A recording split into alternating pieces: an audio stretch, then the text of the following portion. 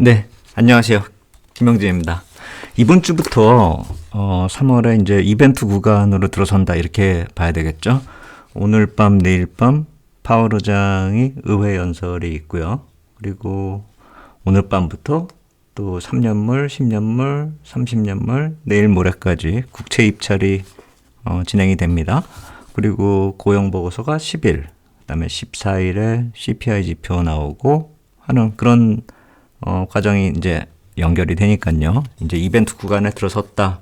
그렇게 봐야 되겠죠. 그리고 그 다음 주는 FOMC 회의가 또 연결됩니다. 그러니까 이번 주 지나도 다음 주에도 또 볼만한 그런 일들이 있다. 이렇게 봐야 될 것 같습니다. 21일, 22일이 FOMC 회의니까 이번 주부터 오늘부터 시작해서 다음 주 화요일에도 이벤트가 있고 그 다음 주 화요일부터 FOMC 회의가 시작된다 이렇게 보시면 될 것 같습니다. 그리고 이제 오늘 그 서울경제TV 보신 분들 이제 끄트머리에 제가 얘기를 하다가 중단된 그런 장면 있죠. 그거는 이 유튜브로는 며칠 전에 이제 방송한 부분이니까 그걸 다시 보시면 될 것 같아요. 그래서 그 부분 잠깐 보시고 넘어가겠습니다. 네, 지금 보시는 것이 이제 구직의 목표 이런 것들이 이제 여러 가지가 있는데 보면은 이런 구직 목표가 여러 가지로 있기 때문에 그리고 그 다음에 나타난 것은 임금 수준도 많이 좀 기대가 좀 폭이 좀 높아지고 있습니다. 그렇기 때문에 지금 나타나고 있는 노동시장의 변화가 사회 구조적인 변화 쪽이 있다라는 점을 생각을 해봐야 됩니다. 네, 그래서 그 마무리 부분 좀 제대로 못한 거는 유튜브에서 확인하시면 될 것 같고요.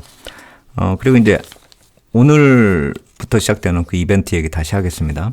미 국채 발행부터 이렇게 정리하면요. 이걸 왜 국채 발행 얘기를 왜 하냐면은요. 국채 발행 때마다 이게 시장에 긍정적으로 유동성 측면에서 이제 긍정적으로 작용할 때도 있고 부정적으로 작용할 때도 있는데 오늘같이 의회 증언 같은 이런 이벤트가 있는데 우리가 주목해서 보는 건 사실 국채 발행도 발행이지만 의회 증언이 더 관심 있잖아요. 근데 의회 증언을 하실 때 파월 의장께서 오늘 국채 발행일인데 국채 시장에 부담이 되는 얘기를 과연 할까 하는 그 생각도 해보자는 것이죠. 그래서 오늘 발행되는 그 증액량 자체가 얼마나 되냐면은 여기 이 키 높이가 약간 좀 커져 있는 이게 올해 3월 달 이제 증액되는 양이거든요.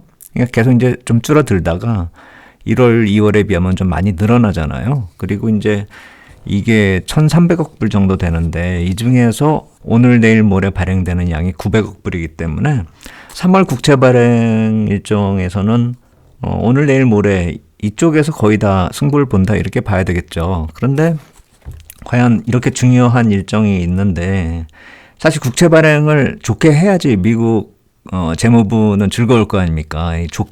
좋은 가격에 발행이 돼야 되니까요. 또 좋은 금리에 또 발행이 돼야 되니까요.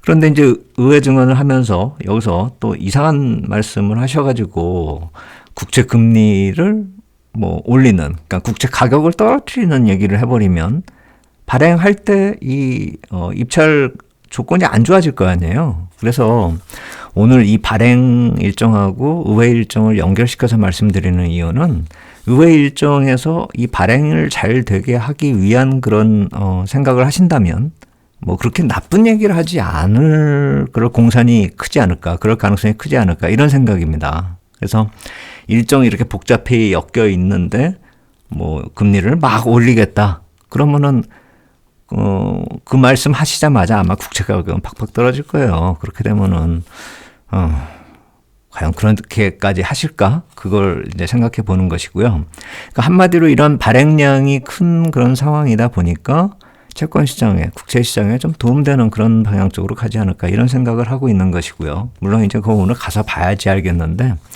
국채 발행이 되든 말든 막말을 막 하겠다 이래버리면 진짜 대책 없는 거고요. 근데 상식적으로 생각을 해보면 좀 나쁜 말보다는 좀 이렇게 긍정적인 말 할 확률도 높지 않을까.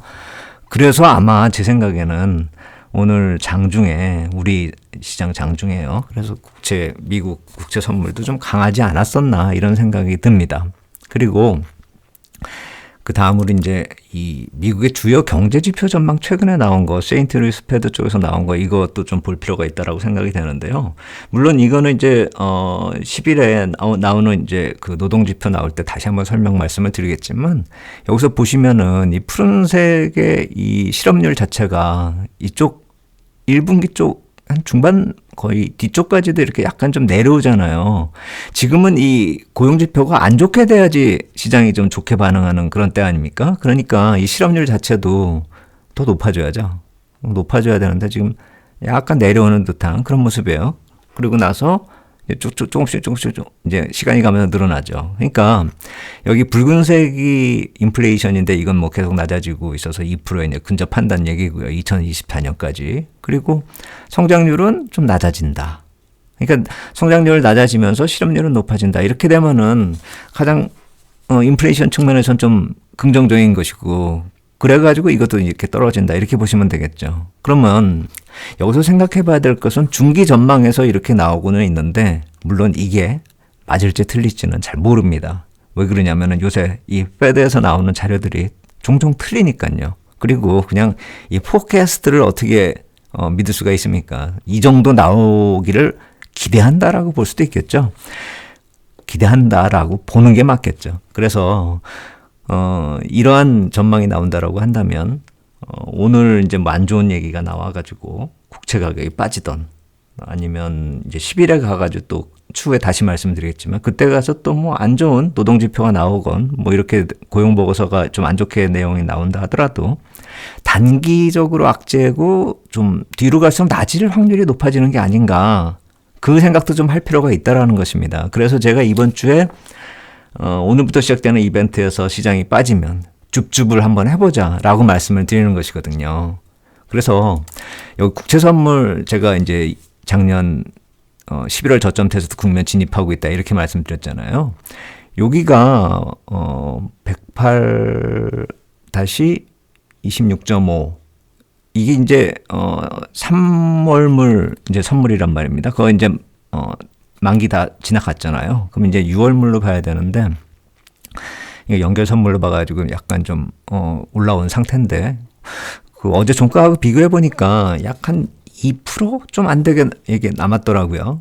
그러니까 2%만 더 밀리면 사실 이 국채 선물 시장에서 2%면 좀 큰 거죠. 그러니까 오늘, 내일, 그리고 10일 이렇게 연결이 되는 이 일정에서 그 정도 밀려가지고 이 저점 테스트 들어간다면, 만약에 깨고 내려간다면 확 빠질까요?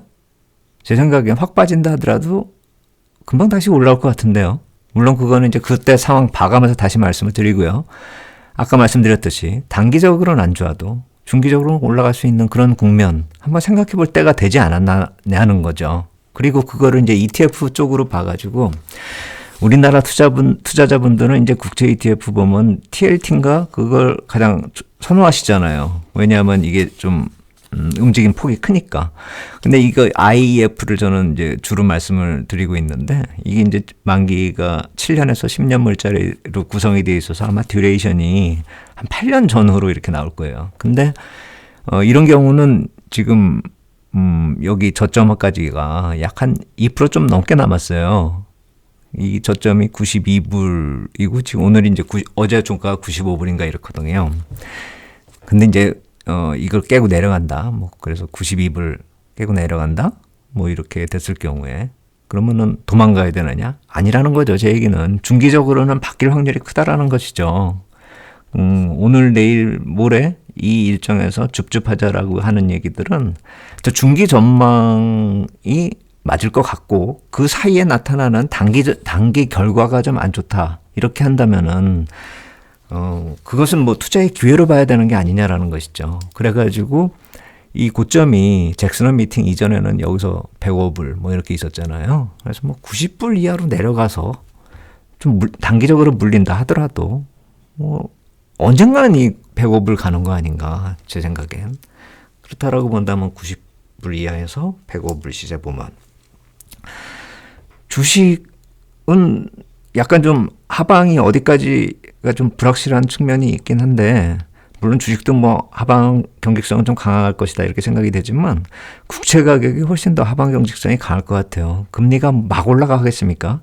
제가 다시 또 언제 다시 기회가 되면 말씀드리겠지만 이 테일러 룰로 이렇게 계산을 했을 때 6% 이게 고점이잖아요. 지금 터미널 레이트로요. 그렇다고 본다면은 지금 시장에 반영이 되고 있는 게 한 567bp 여기까지는 반영이 되고 있는 그런 상황인데 그렇다라고 본다면은 상당히 많이 반영이 된 거잖아요. 그 상황에서조차 또 더 추가적인 하락이 나타난다. 그렇다라고 한다면 줍줍 한번 해보자. 이 말씀을 드리는 것이죠. 오늘이 뭐 한번 이벤트 하고 또 내일도 있고 그리고 10일하고 14일이 메인 이벤트라고 생각이 돼요. 그러니까 서두를 필요 없이 오늘 내일 조금 좀 지켜보고 본격적으로 한번 손대보자 하는 거는 10일, 14일 이때 한번 기다려보면 될 것 같습니다. 뭐 또 오늘 이 회의 내용 보면서 결과 보면서 또 다시 한번 말씀드리도록 하겠습니다. 감사합니다.